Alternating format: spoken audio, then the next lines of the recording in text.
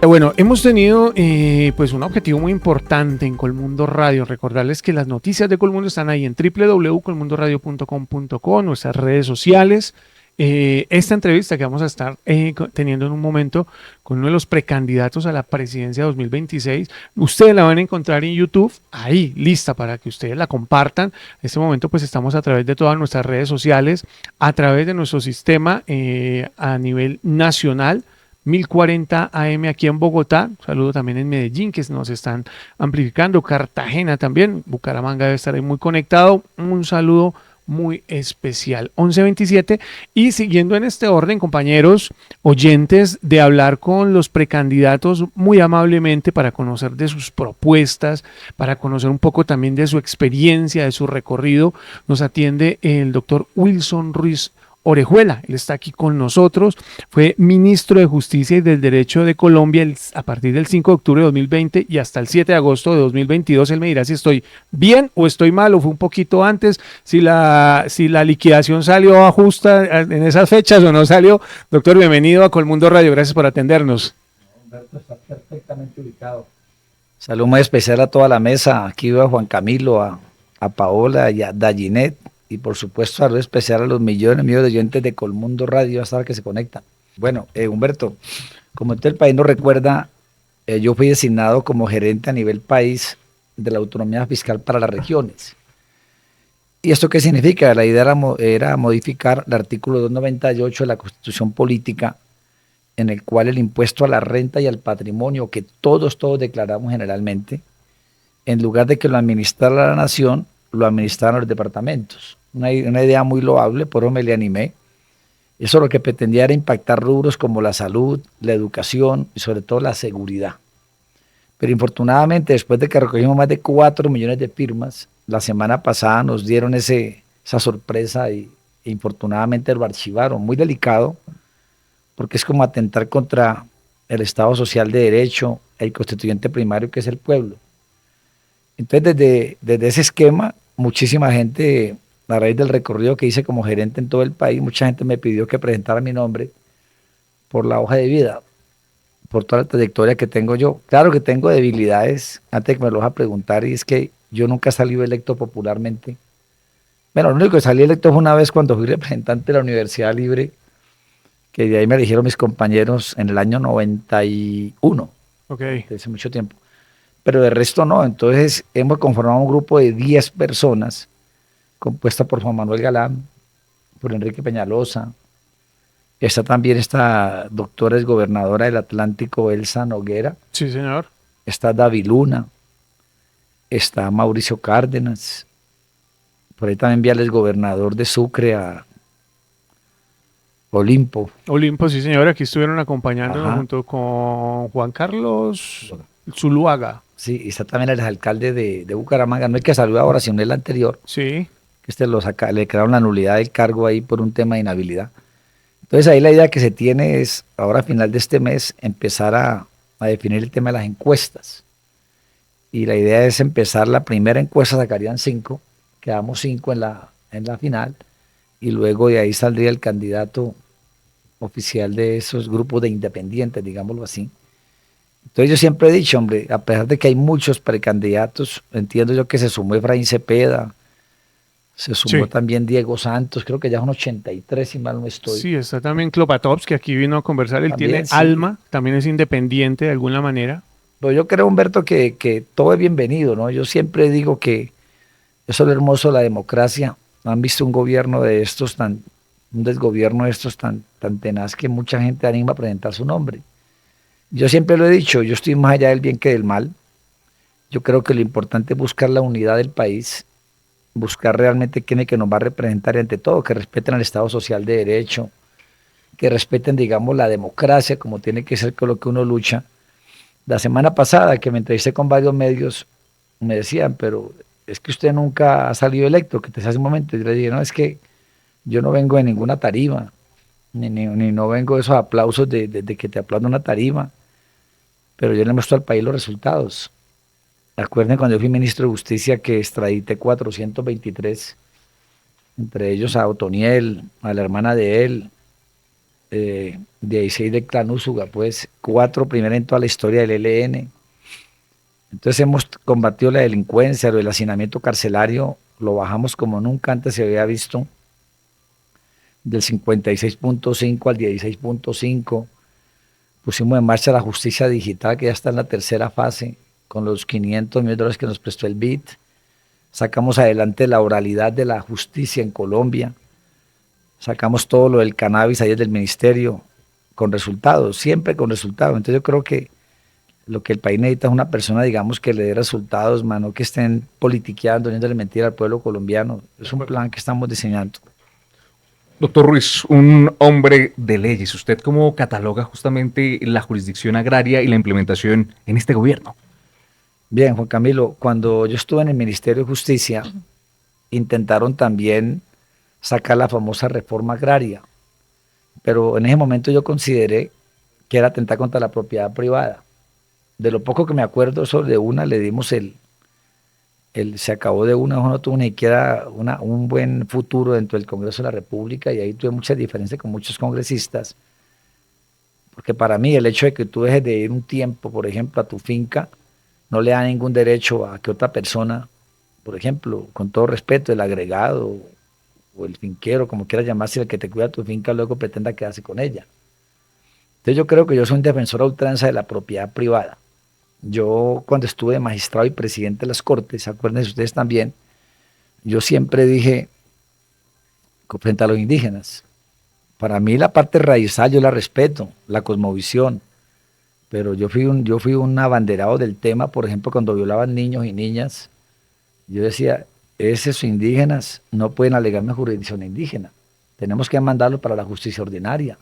Y en tema de narcotráfico, por fortuna, ya empezaron a extraditar a los indígenas también. Entonces yo creo que cuando les conviene decir que son colombianos, lo hacen. Y cuando quieren ser indígenas también. Y es muy parecido, digamos, a la parte de la reforma agraria. Para mí, si tú adquiriste un predio, lo adquiriste legalmente, tiene la tradición del mismo, eres el propietario, nadie tiene por qué quitártelo a ti. Nadie. Te lo digo porque es un derecho que uno se gana como tal. Entonces, me parece a mí que tenemos que, ante todo, respetar la propiedad privada. Por eso me le he opuesto siempre a la reforma agraria, como la pretende hacer este gobierno. Bienvenidos si compran tierras y se la distribuyen a la gente más pobre. Eso es muy loable y todo. Pero ¿por qué hay gente que toda la vida se ha esforzado por conseguir las cosas? Y entonces, ya porque tiene unas propiedades legalmente, lícitamente, ¿por qué tienen que estar, digamos, entrar a compartirlas con otras personas? Eso no tiene ningún punto de salida, me parece a mí. Precandidato, usted ha venido hablando y haciendo énfasis en la autonomía fiscal. Primero, ¿cómo sería ese proyecto, esa propuesta que usted ha estado mencionando y que no genere tanta desigualdad, donde hay muchas regiones del país que hay mucha pobreza y que además no se deriven hechos de corrupción como de pronto pasó en la UNGRD? Te lo agradezco mucho, Paola, tu pregunta, porque la verdad la semana pasada estuve un poquito adolorido. Y también eso me recuerda cuando me tumbó la Corte Constitucional, dos antecedentes gravísimos. El haberle tumbado el presupuesto a la rama judicial fue muy grave porque se evita crear más jueces en el país. Y segundo, cuando me tumbaron la cadena perpetua para violadores de niños, niñas y adolescentes en el país, que para mí una persona no merece ni siquiera ver la luz del sol. Me parece que lo importante es tenerlo allá de por vida. Pero bueno, eso era objeto de otra discusión. Lo que tú preguntas es muy bueno porque yo vengo de muy abajo, de muy abajo. Yo sé lo que es estar abajo porque yo fui vendedor ambulante de los 7 años, pero siempre dije, el estudio me va a llevar a escenarios muy grandes en la vida y así fue, siempre. Entonces, fui académico durante más de 25 años y a mí no me da miedo recorrer el país. Durante esos 6 meses, Paola, recorrimos con todo mi equipo, a lo largo y ancho de todo el país. Claro, hubo territorios que nos daba temor, como una vez que nos fuimos desde Neiva hasta Florencia. Perdón, de Florencia a Neiva, claro, momentos difíciles. O cuando fuimos a Nariño o al Cauca, claro, que te genera, a pesar de que yo soy del Valle del Cauca, te genera, digamos, muchos temores. Pero es tan bonito porque se le apostaba a Paola a recoger 2.027.000 firmas y la gente nos hacía fila. ¿Por qué? Porque es que la esencia de esto es muy sencillo. Se pretendían recoger 100 billones de pesos con B. porque actualmente de lo que el gobierno nacional recoge por impuesto a la renta y al patrimonio, eso finalmente se diluye. ¿Se diluye por qué? Porque finalmente les envían un 10% a los municipios y el 5% a los departamentos, y el 85% restante se pierde. Entonces, ustedes han visto lo que ha pasado con varios gobernadores, la del Valle, la de Antioquia, que han ido a suplicar que le den sus recursos como transferencia, lo que tienen por derecho, y los recursos de cada departamento, y se los han negado, gracias, y se los han negado. ¿Qué significa esto? Que con la autonomía fiscal para las regiones se iba a acabar, escúcheme el término, esa arrodilladera de los gobernadores y alcaldes, y lo íbamos a garantizar. Al recorrer los 6 meses por todo el país, la gente nos hacía fila, la gente, una cosa tan bonita. Estos días que dijo el presidente Petro, que fue el primero que boicoteó la figura y le metieron la mano hasta que lo tumbaron, que los únicos 2 departamentos que habían surtido las firmas había sido Cundinamarca y Antioquia. ¿Cómo me dice eso a mí cuando recorrí todo el país? Entonces, todas las firmas que recogimos de todos los departamentos que recorrimos del suroccidente colombiano, del eje cafetero, en fin, todo el país, ¿dónde está eso? Entonces uno me pregunta qué gran mentira que dijo el presidente. Bueno, entonces recorrí esos hospitales, daba tristeza, daba grima ver el estado de los hospitales. En materia de seguridad, gravísimo el país como está en estos momentos, porque en vez de ir hacia adelante, vamos hacia atrás en materia de seguridad, que si quieren les explico un poco eso ahora. Y tercer elemento muy importante, la infraestructura, la falta de conectividad con tantos departamentos. Entonces, digamos, se perdió una oportunidad de oro allí, pero eso nos ha dado, porque me ha llamado muchísima gente de todo el país, yo soy convencido que de los departamentos, Paola, es donde se da verdaderamente la proyección de nuestro país, es para verdaderamente surgir. Entonces, digamos que es como tenemos que hacerlo. Paola, ¿no? Dayinet. Dayinet, correcto. Perdón, Paola. Candidato, justamente hablando del tema de seguridad de orden público, Bogotá en este momento y por supuesto otras ciudades más del país están enfrentando un crecimiento en el tema del sicariato. Recientemente el alcalde mayor de Bogotá, Carlos Fernando Galán, justamente habló tras una captura de algunos miembros de la banda transnacional El Tren de Aragua. Él decía, capturamos, pero desafortunadamente cuando llegan ante los jueces nos los devuelven a las calles. Entonces, como que no estamos haciendo nada al capturar. Y ahí, en ese sentido, ¿cuál es esa estrategia suya? ¿Cuál es esa propuesta frente a estas situaciones? Sí, ahora sí, Paola. Ahora sí con Paola. Mira, lo primero que te quiero decir es que un país, para sacarlo adelante, requerimos de 3 ejes transversales, que es la economía, la seguridad y la justicia, que van unidos. De ahí todo lo demás va fluyendo.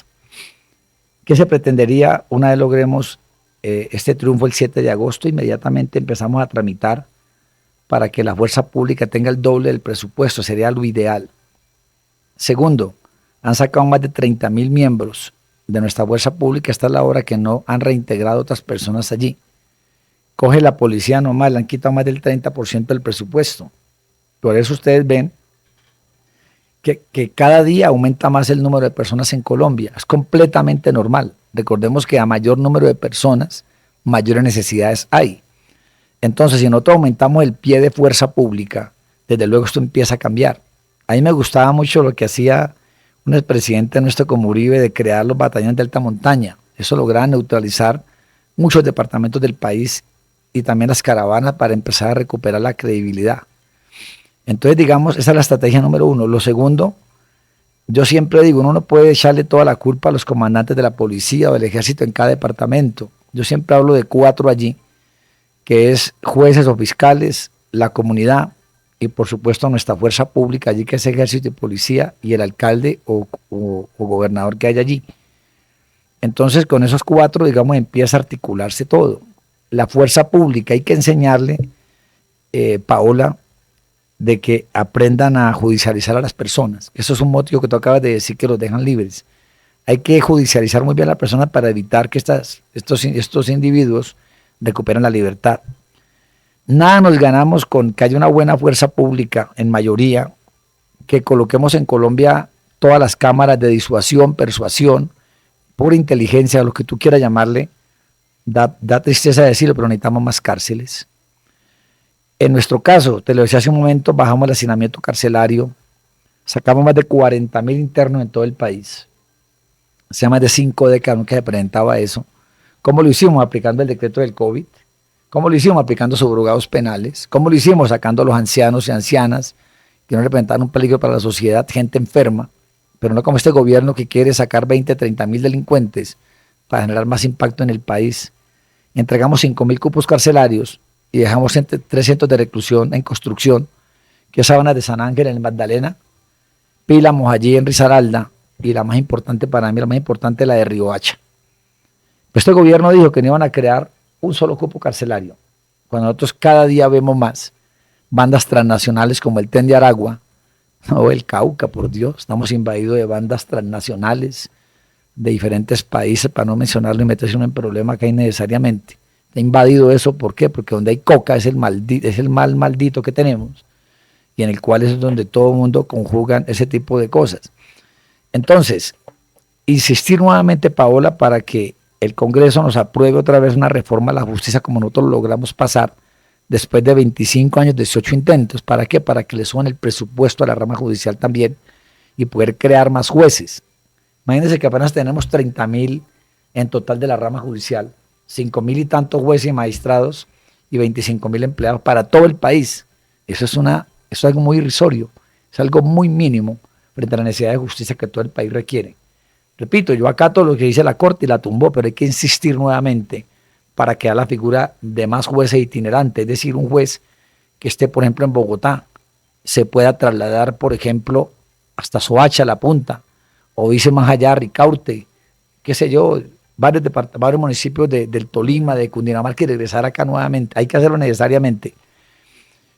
Con todo respeto, ¿no? Sin mencionar nombres, uno no puede como precandidato decir que van a crear 4 centros de reclusión de 100.000 internos. Hombre, que por lo menos sepan que contando los de las URIs, estaciones de policía y los que están en los centros de reclusión del Nacional, no pasamos de 125.000. Uno se pregunta, ¿dónde van a meter los 275.000 personas más? Esos son cuentos que se venden. Lo otro, Humberto, imagínate tú, yo creo que con 4 centros de reclusión de 10.000 internos es suficiente. Te lo digo ¿por qué? Porque son 40.000 cupos y tenemos actualmente unos 18.000, 19.000 en todo el país, en las estaciones de policía. Pero ¿cuál es el grave problema? Que como esto no es electorero, los sindicados le corresponde a los alcaldes y gobernadores. A los condenados les toca al sector central. Si los alcaldes y gobernadores asumieran la responsabilidad, no habría hacinamiento en Colombia. Pero claro, como eso cuesta tanta plata y darle la comida, centro de reclusión, no lo quieren hacer. Pero me parece a mí que es una responsabilidad que tienen ellos que asumir. Entonces, con 4 centros de reclusión de 10.000 cupos, nos cuesta aproximadamente 30, 35 millones de dólares y lo hacemos bajo la modalidad APP. Recuerden que con todo mi equipo dejamos la famosa Ley de Seguridad Ciudadana, que permite que los particulares, los empresarios, puedan participar en licitaciones públicas y construir centros de reclusión. ¿Qué nos entregan? Un centro de reclusión en muy buenas condiciones, nos entregan seguridad privada. Hay que acabar con los 84 sindicatos del IMPEC que nos dan temas de corrupción y tanto problema en el país. Y tercero, la comida. Y tú le pagas a 25, 30 años, ahí está la ley. Hay que arrancar haciéndola de una vez. Pero tenemos ese presupuesto. ¿Lo hay realmente? ¿Tenemos de dónde tomarlo? ¿De dónde se sacaría ese rubro? Por eso te digo, modalidad APP, ¿qué es? Tú como empresario extranjero o colombiano participas, te la ganaste, inviertes 30 millones de dólares, 40 millones de dólares, la construyes y se te va pagando por cuotas. Cada interno en Colombia nos cuesta 3 millones de pesos y en la práctica no debería costarte más de 1.200.000. El tema es tema de corrupción. De acuerdo. Ustedes se acuerdan que, claro, es que uno como el ministro tiene muchos riesgos, aparte de atentados que hemos sufrido con mi familia, todo tipo de cosas. Una vez alguien me mandó un chat y yo venía de la finca. Me dijeron, ¿por qué no viene y se asoma a tal centro de reclusión para que vea la comida con gusanos? Yo no lo quería creer. Fui hasta allá, Humberto, fui hasta allá y lo pude verificar. Senté a los 15 contratistas de todo el país en materia de comida y les dije, una de dos, o me solucionan el tema de los alimentos para los internos y si no empiezo a aplicar la caducidad y terminamos todos estos contratos. Al mes volví yo a las cárceles y pude hasta almorzar allá con los internos, o sea que sí se podía comer. es lo que debería ser. Hablemos un poco de, usted menciona la maldición que tienen muchas regiones respecto al tema de la siembra de la hoja de coca. ¿Cuál es su postura frente a legalización? ¿Y cuál es su postura también frente a la opción de empezar nuevamente con fumigaciones? ¿O cuál es la solución que usted traería en materia de soluciones exactamente para estas regiones y evitar lo que venimos viendo, que estas economías sigan y sigan creciendo, más allá de que haya o no haya erradicación, más allá de que haya o no haya fumigación, o más allá de cualquier otras medidas? Porque incluso, lo hablábamos hace poco, llevar a un territorio donde está rodeado de guerrilla, de grupos irregulares, a un grupo de policías a que se meta a un terreno es exponerlos a constantes hostigamientos, a minas antipersonales y demás situaciones, entonces exponer vidas. ¿Cuál es esa propuesta que trae Wilson Ruiz en materia de drogas para estas regiones afectadas? Lo primero, Humberto, decirle a todo el pueblo colombiano que hoy es un día clave porque hoy es donde definen el tema de la certificación. Sí. Y es posible que nos den certificación condicionada o certificación plena, o definitivamente certificación total, gravísimo. Si es condicionada, nos pueden quitar 40, 50, 60% de 450 millones de dólares, que es el aproximado que envían para temas de seguridad, de aspersión, todo ese tipo de cosas. Si es total, pues nos los quitan. Es muy grave para Colombia.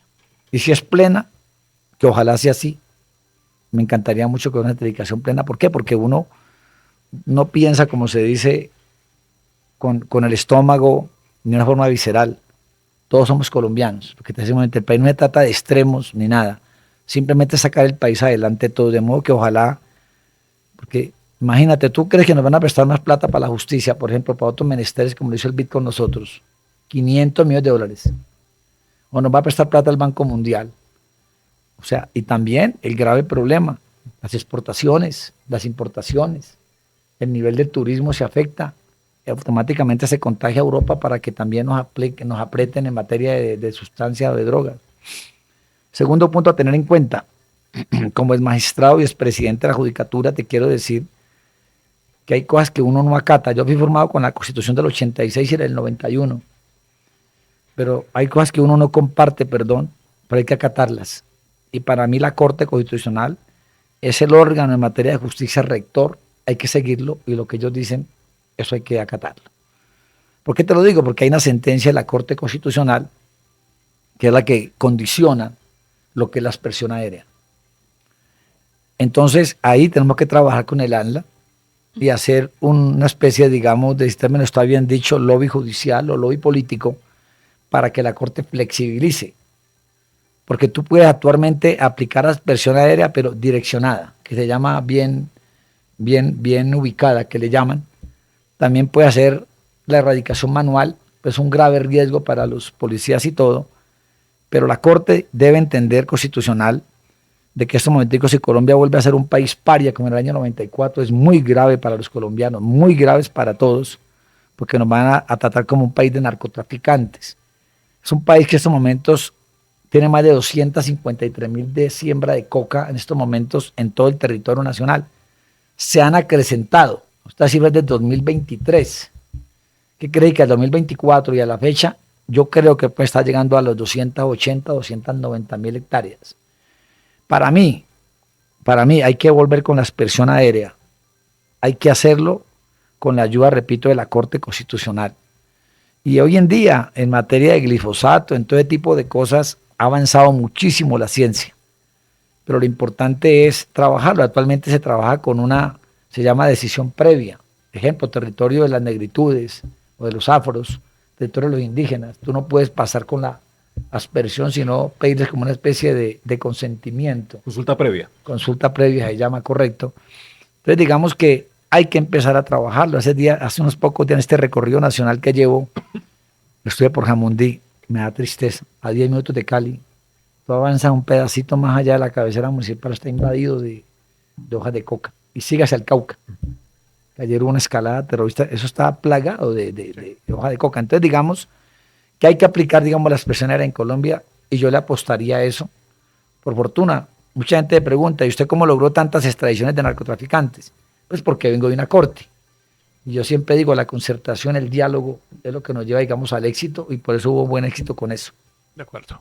Un académico como lo es Wilson Ruiz, ¿cuál es su propuesta en materia de educación si llega a la Casa de Nariño?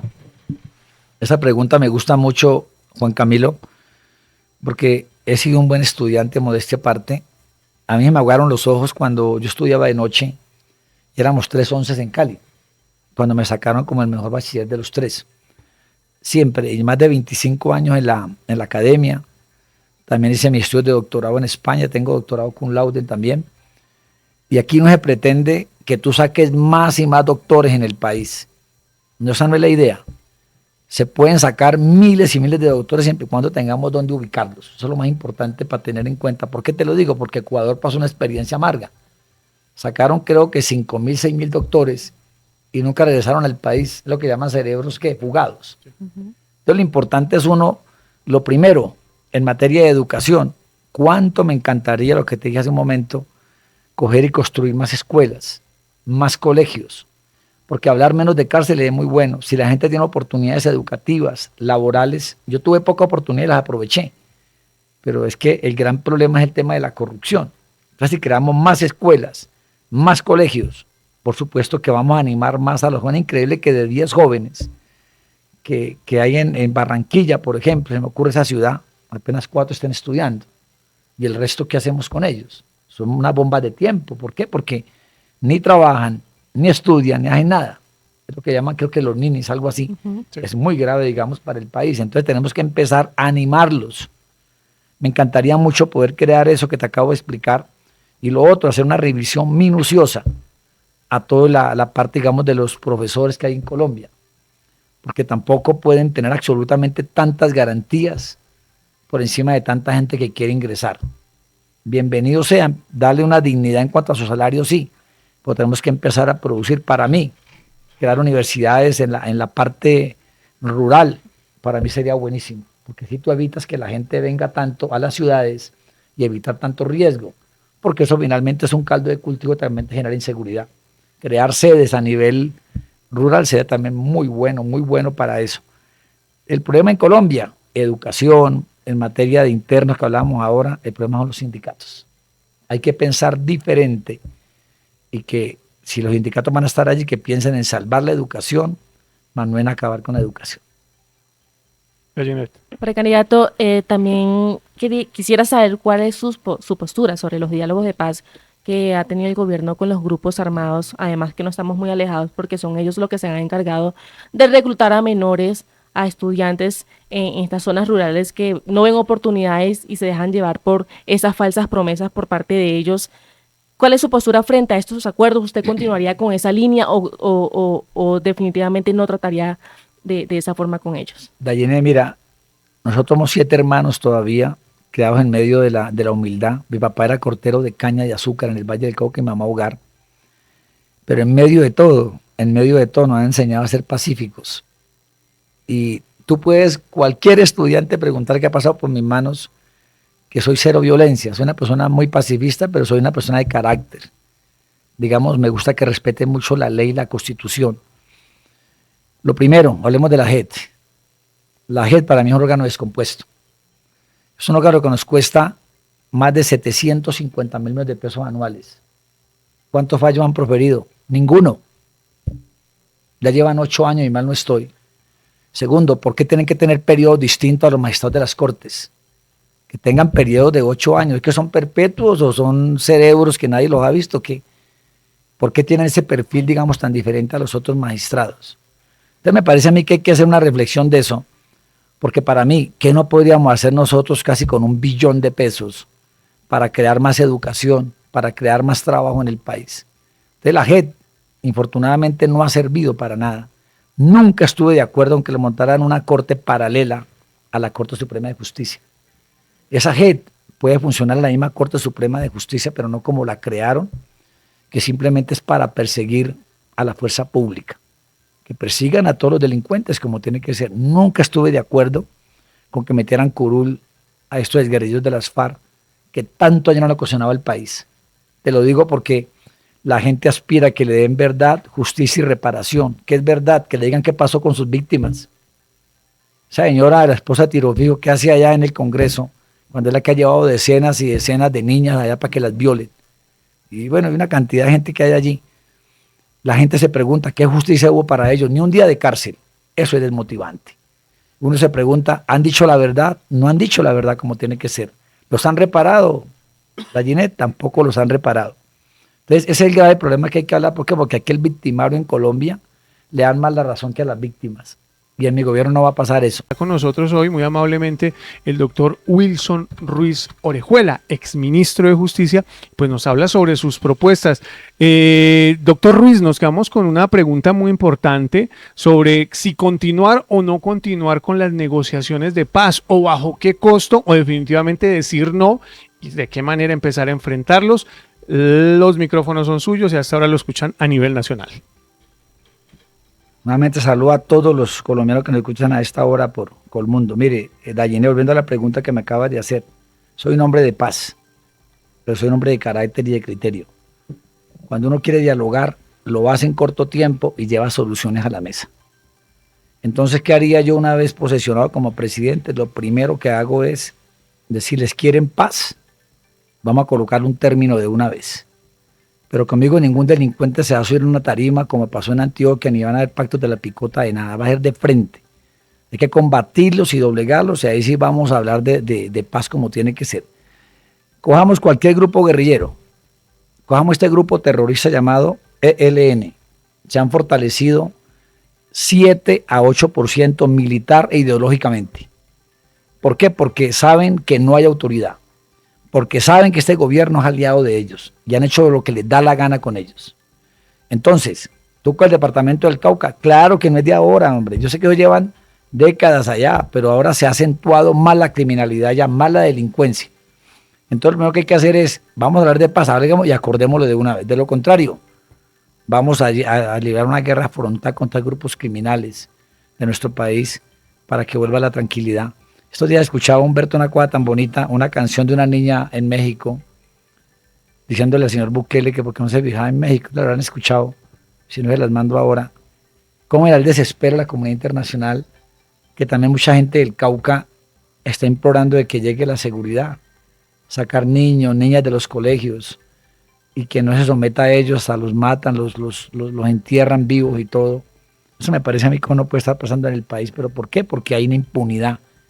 Los delincuentes se sienten cómodos con este gobierno y hacen lo que les da la gana. Esa es la verdad. Ayer hubo una escalada, acuérdense, en más de 6 municipios del Cauca. Sí. Mataron a un policía en Cajibío. 6 heridos. Más. Eso haríamos, señorita Dayenet, con la tal paz total. Candidato, hay una situación que usted precisamente ha mencionado y que se presenta en diferentes entidades, en diferentes ministerios, en diferentes lugares del país y se trata de la corrupción. ¿Cómo hacerle lucha y desde su gobierno, desde su estrategia y desde sus propuestas, cómo hacer esa prevención, esa transparencia y cómo blindar la contratación pública para evitar el clientelismo? Mire, señorita Paula, aquí hay una cosa muy sencilla. Lo primero, si nosotros lo logramos, a mí me encantaría, por ejemplo, terminar el centro de reclusión de Sabanas de San Ángel. Te repito, lo dejamos empezado porque este gobierno no ha querido inyectarle más capital. Está como en un 30-40%. Ese centro de reclusión, por ejemplo, lo podemos ampliar porque es un terreno muy grande para que ahí siquiera quepan 10.000 internos, por ejemplo. Con que tú me perfiles de 800 a 1.000 delincuentes de todo el país, yo te aseguro que la extorsión en el país baja por lo menos un 40-45% de asesinatos. Desde las cárceles llaman a extorsionar, ordenan asesinatos, secuestros, todo lo que ustedes puedan imaginar. Entonces, digamos la forma de atacarlo. El segundo punto a tener en cuenta, hablemos de los menores. Para mí un menor de edad que cumpla mayoría de edad en un centro de resocialización, están pagando la sanción porque no se puede hablar de cárcel, apenas cumpla 18 años hay que enviarlo a un centro de reclusión nacional.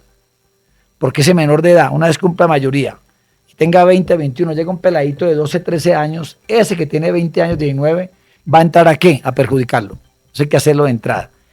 Tercero, hay que tratarlos, una vez cumpla 15 años en adelante, 10 años, tratarlos como personas mayores. Ya un pelado de 15, una niña de 15 ya sabe lo que hace. Entonces, ¿por qué lo hacen? Pues porque estos menores de edad tienen demasiadas prebendas. rebajas de penas, todo ese tipo de cosas.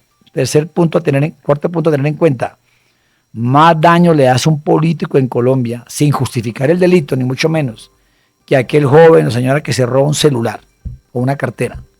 Porque el político roba por miles de millones de pesos. Estos políticos que se atengan duro, porque no me importa quién sea allí, hay que perfilarlos entre esos corruptos políticos y mandarlos para allá donde te digo, a Sabanas de San Ángel, en el Magdalena, que está en medio de la selva. ¿Y qué hacemos con el resto de gente? Simplemente esos políticos no deberían de haber más rebajas de penas. ¿Por qué tienen que tenerlo que en AR Sur, que AR Norte, que pabellones de no sé qué? Métalo en cárceles comunes y quitemos la rebaja de penas también. Es que aquí en Colombia hablan de 50 años, todo el mundo se asusta. Y a los 20 años los ves en la calle. Así hablé de 30 años, pero que sean físicos, que los cumplan como tiene que ser. Pero uno se pregunta, ¿para qué rebaja de penas? Que si vino el Papa, vamos a rebajarle. Que se portó bien, hay que rebajarle. Todo ese tipo de cosas, a estos corruptos que atentan contra el patrimonio del Estado, tenemos que hacer que paguen completamente las penas. Y verá que esto empieza, digamos, a disminuir. En el ministerio hicimos depuración. Yo me acuerdo de la pregunta tan bonita tuya también. Imagínese, Paula, teníamos más de 1.700 licencias de cannabis pendientes y cobraban algunos por temas de esto y nunca me enteré quiénes eran, pero lo hacían. Inmediatamente sacamos varias personas de allí, metimos un equipo nuevo y les dije, al 31 de diciembre de 2021 quiero 0 en licencias de cannabis. Y se logró, sin darle un peso a nadie. Es decir, el ejemplo arranca por casa. Si logramos atacar la corrupción, créeme que vamos a tener mayor educación, mayor salud, mayor trabajo. Uno se pregunta, porque me he convertido en un activista judicial, uno se pregunta, ¿por qué tienen que pagarle a los delincuentes para que no delincan? ¿Por qué no cogemos esa plata mejor y se la damos a los empresarios para que creen más empresa? O a los vendedores ambulantes para que puedan surtirse mejor. ¿Por qué? Porque lo que tú estás haciendo es, el que no sea delincuente va a decir, voy a volverme delincuente para que me paguen. Por eso se ha disparado la criminalidad también en Colombia. Doctor, ahí pequeñita, Sí. pegándome un poquito a lo de Paola, ya vamos con una pregunta que tiene Juan Camilo. Usted habló que podríamos solucionar un poco el tema de cuánto nos puede costar un preso o un interno al año, la solución que usted planteaba. En cuanto al tema IMPEC, el volumen de funcionarios, ¿nos alcanza para eso? ¿Hay con qué sostenerlo? ¿O eso está ahí mismo en lo que usted incluye? No, eso, tú no te preocupes. No, Yo, sí me quiero crear, preocupo. yo quiero crear un viceministro Ok, que sea de prisiones. está bien. Y ese viceministerio va a estar en cabeza del ministro de Justicia, que tiene que ser la persona más impoluta que haya en Colombia en materia de justicia. Y ahí eliminaríamos el IMPEC y el USPEC, que es la entidad más corrupta que hay prácticamente en el gobierno. Acuerden que ya han condenado, si mal no estoy, a 2 directores de allí. Sí, de hecho, algunos han sido amenazados, desafortunadamente también asesinados por posibles nexos con bandas y demás. Démosle la oportunidad a nuestra fuerza pública a que entre a reemplazar a los guardianes del IMPEC. Gente correcta, gente buena. Y tratemos de arreglar el tema, digamos, de las cárceles. Acabar el IMPEC de alguna Y manera acabar el y entrar IMPEC con y una el nueva USPEC. modalidad. Yo lo Ok. conozco modestia aparte, Humberto, como nadie. Yo visité más de 50 cárceles en todo el país. A mí me encantaba De acuerdo. meterme allá. Entonces, digamos que una solución. La otra, lo que te expliqué hace un momento, modalidad de alianza público-privada. Ya la Corte la declaró exequible. Invito con el nuevo gobierno a todos los empresarios grandes, extranjeros y colombianos que participen allí y se les va pagando a 30, 25 años, como cuando hacen carreteras por concesión. De acuerdo. Se les paga. Juan Camilo. Doctor Ruiz, hablando de agregar o quitar y refiriéndome a un tema del que usted explicó muy bien en su columna de semana hace unos días, hoy por hoy se está discutiendo en el Congreso la reforma tributaria y el presupuesto para 2026. Por un lado, ¿usted qué opina de este trámite? ¿Usted cómo racionalizaría los gastos del Estado si llega a ser presidente? Pero es que mire, mi querido Juan Camilo, este gobierno dice que la gente pobre no gasta gasolina. O sea, entonces yo inmediatamente me retorno a los mototaxistas, a la gente que va en su motico pobre a trabajar, la gente que hace sus arepitas con gas, con gasolina. Hombre, la reforma tributaria lo primero que haría con una subida del combustible en Colombia es afectar a la clase, por lo mismo la reforma tributaria. quieren reunir 26 billones de pesos. Cuando ellos llegaron, dijeron que con una reforma tributaria que la pasó en cabeza de Roy, ¿se acuerdan? El que era ministro del Interior, que ya con eso. Yo me acuerdo de mi abuelita, cuando yo era niño, que me decía que en paz descanse, me decía, mijo, uno nunca puede gastar más de lo que no tienes. Si tú te ganas, con todo respeto, Juan Camilo, 5 millones de pesos, tú te empiezas a gastar 7 y 8, obviamente te vas a sobregirar. Y me he encontrado con muchos ancianos en las calles. Es que usted no está de acuerdo con la pensión. Yo les digo, sí estoy de acuerdo, pero cuando hay recursos, cuando la plata está. Pero mucha gente está cometiendo evasión de impuestos. Entonces no hay, digamos, plata con qué pagarles eso. Entonces lo primero que hay que hacer es la austeridad como tiene que ser. Si toca eliminar, Juan Camilo, 5 o 6 ministerios, lo vamos a hacer. Lo vamos a hacer de un solo tajo.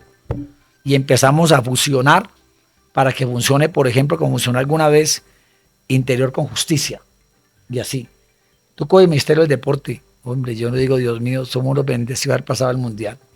Yo soy una persona que soy de deporte, muy deportista. Pero ustedes se lo imaginan, entiendo yo, hay más de 1000 contratistas allí que no le aportan nada al sector deporte. Hombre, Colombia debe ser uno de los mejores países en materia de deporte. Yo no sé la verdad cómo Colombia tiene grandes deportistas. Metámosle allí la ficha como tiene que ser. Pero repito, con una buena reforma tributaria como tiene que ser, pero que sea pensado en que no se va a perjudicar a la clase pobre ni a la clase media. Los que tienen plata, que paguen.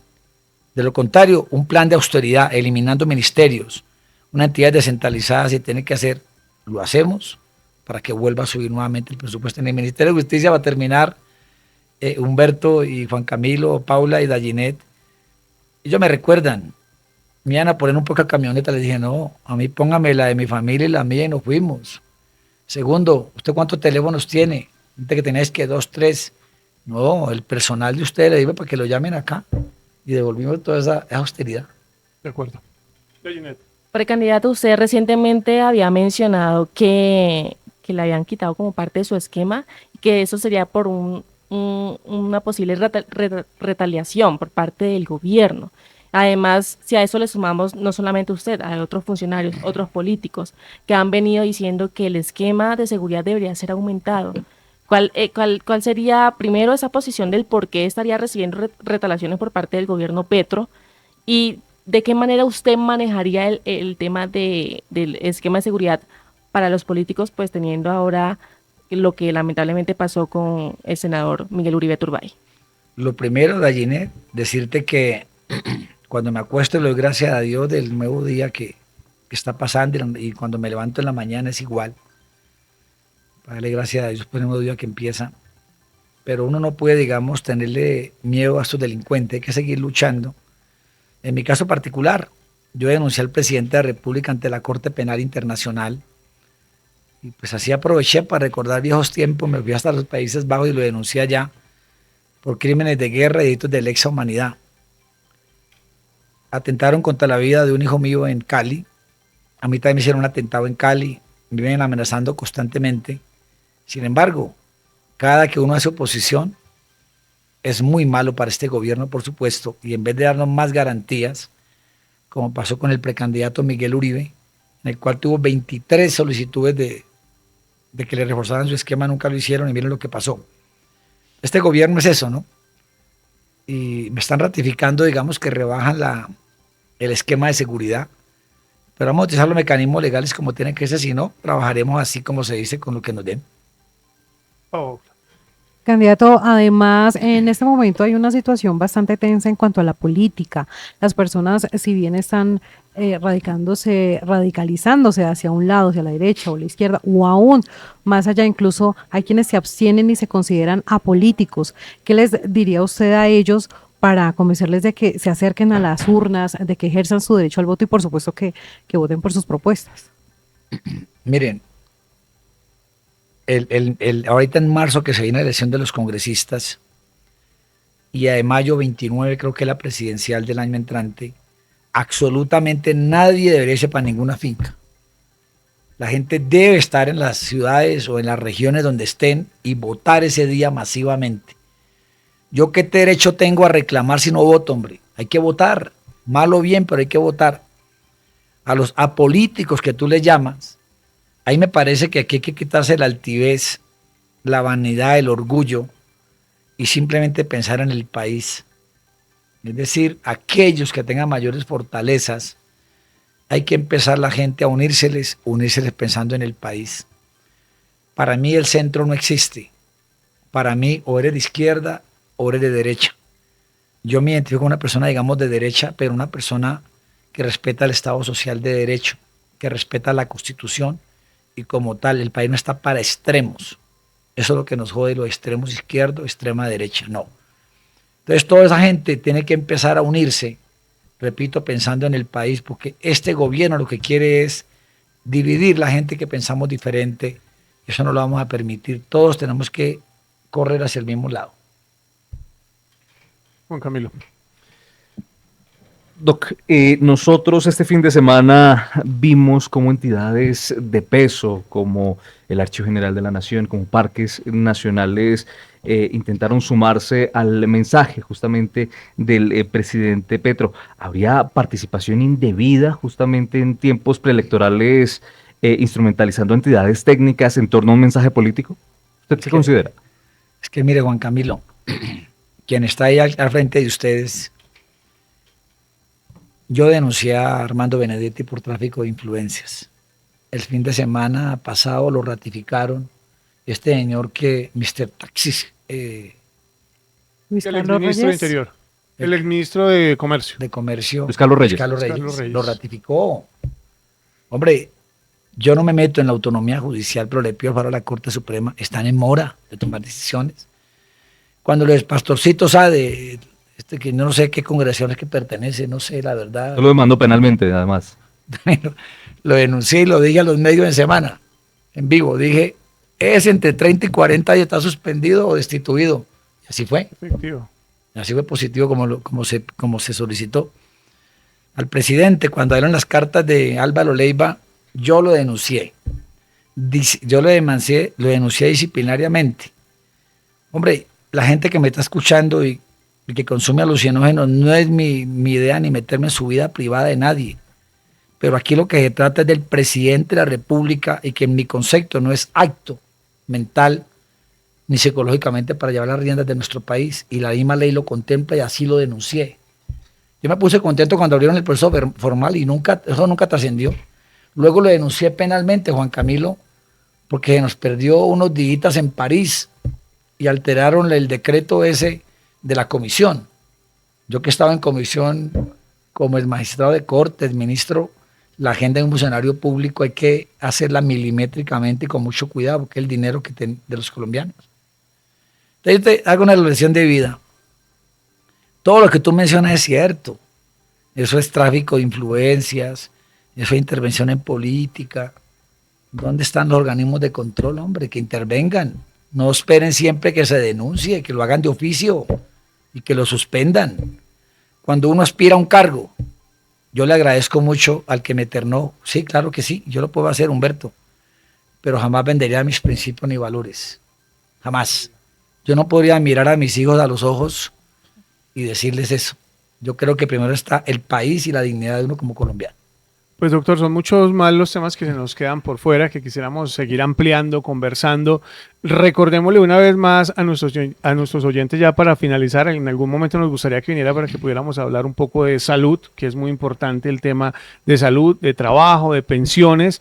Y ahí vamos a tratar de poder tenerlo en algún momento nuevamente, o sea, para que amablemente nos ayude con estos temas y conocer esa visión suya, que pues creo que en materia, por lo menos de justicia, pues fue muy importante. Creo que lo que nos entregó el día de hoy, por lo menos tuvimos algo diferente a lo que, y me quedo con esa satisfacción, ¿no? Que tuvimos algo diferente a lo que a veces escuchamos muchas veces, porque incluso pues lo mencionamos a veces con nuestros compañeros, como que se cansa uno siempre de lo mismo, ¿no? Es la misma crítica, la misma señalización, los mismos señalamientos, mejor, pero no hay propuestas. Creo que pues vimos hoy a un Wilson Ruiz diferente. Yo por lo menos vi a un Wilson Ruiz diferente hoy de lo que tenía como idea, y pues le agradezco a usted esa posibilidad que nos dio hoy. No, Humberto, y para terminar decirte que me sentí muy contento con ustedes aquí en la mesa. Y ningún periodista les puede decir que yo me les he negado una declaración cuando fui procurador, magistrado o el ministro de Estado. Siempre. ¿Por qué? Porque gracias a ustedes en el país siempre han contribuido para el esclarecimiento de la verdad, de muchos hechos. Y es un trabajo de ustedes. Si ustedes no vienen a darles declaraciones o no entrevistan, pues es como complicado, ¿no? Hay que darle la cara al país y aquí estoy. De modo que mil gracias, Humberto, por la oportunidad y si me requieren nuevamente, aquí estaremos. Perfecto. ¿Dónde conocen más de usted? ¿Dónde lo pueden seguir? Conocer un poco más las propuestas, esto que dialogamos, lo que quedó pendiente, doctor. Soy el hombre más fácil de ubicar, mi querido Humberto, en las redes sociales. Es muy fácil, @WilsonRuizO. Y me buscan como Wilson Ruiz Orejuela, por todo lado aparece. Perfecto. Y te agradezco mucho porque es la forma de poder uno comunicarse con la gente. Y les contestamos mucho a la gente cuando nos escribe. Porque repito, soy una figura diferente, me creo totalmente opuesto a muchos de los precandidatos y eso es lo que le vendo yo al país con propuestas y con hechos.